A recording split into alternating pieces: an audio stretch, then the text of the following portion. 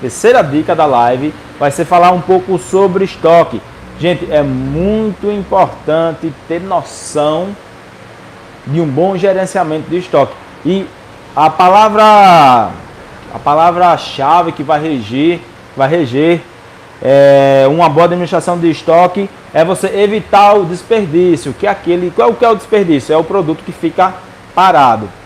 Gente, mas eu confesso a vocês que esse é um dos maiores desafios dentro de uma gráfica rápida, porque existem alguns produtos que é de uma sazonalidade que quebra qualquer gestor de estoque.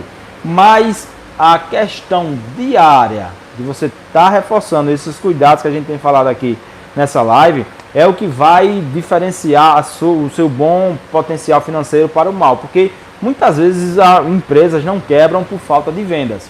Daqui a pouco a gente vai falar sobre um tal de fluxo de caixa que cara pega. Mas enfim, voltando à questão do estoque, você tem que evitar o máximo possível de comprar grandes tiragens. Qual é o grande problema que pelo menos a gente passa aqui na gráfica rápida Atitude Impressa? É que existem alguns produtos que a gente tem que vale mais a pena comprar fora, certo? Visto que o preço lá fora, com frete, com os impostos para chegar até aqui, é simplesmente 50% mais barato do que você comprar numa capital maior aqui, que é Recife, aqui do lado. Vocês imaginem só o gerenciamento de custos, como é que a mente faz, o que é que eu faço?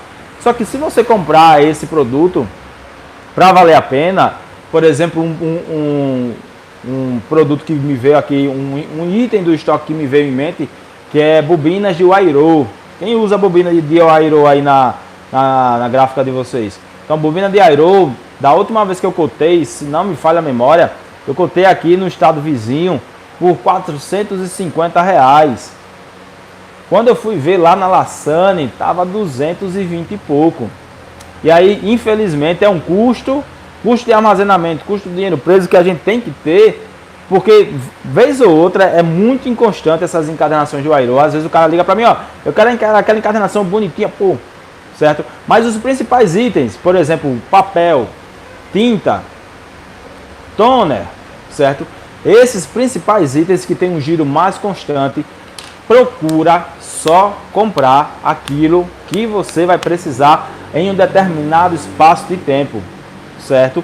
Ou que simplesmente aquele que você consegue armazenar, mas saiba que não muito a ponto de você passar 2, 3 meses já tendo pago esse produto e ele estando lá. Qual um índice, qual uma técnica que ajuda e muito é você calcular o ponto de ressuprimento desses itens. Eita, Tiago, começou a complicar, começou a falar coisa, mas gente, infelizmente a gente que é empreendedor não vai precisar ser especialista em tudo, porque graças a Deus quando as nossas empresas começarem a crescer, você vai contratar um gestor de estoque, um gestor financeiro, certo? Ou uma coisa só para os dois, você vai contratar a pessoa que vai ficar só no atendimento, mas enquanto isso você vai ter que fazer todo esse jogo. E aí nada mais é que o ponto de ressuprimento é uma quantidade que você vai calcular, certo? Uma quantidade que você vai calcular que não entre em risco o tempo de recompra desse material, o tempo médio do frete, certo? O tempo médio do frete de você ter esse material aqui. Tiago, isso é fácil de fazer, isso não é fácil de fazer. Por exemplo, uma coisa que a gente sempre compra aqui com um ponto de ressuprimento lá para cima, porque economiza frete, economiza um bocado de situações, é tinta. É uma coisa que é essencial. Por quê? Porque eu não tenho aqui do lado. Eu não tenho aqui em Maceió uma tinta, como eu sempre falo aqui das nossas workforce, a tinta é 850. É 850, quase não sai direito. Então, quando você tiver itens, certo? Que você normalmente sabe o tempo que ele deve chegar na sua empresa. Você calcula esse tempo, certo? Eu agora, pessoal, infelizmente não deu para preparar a live cheia de links aqui para vocês baixarem. Mas eu vou,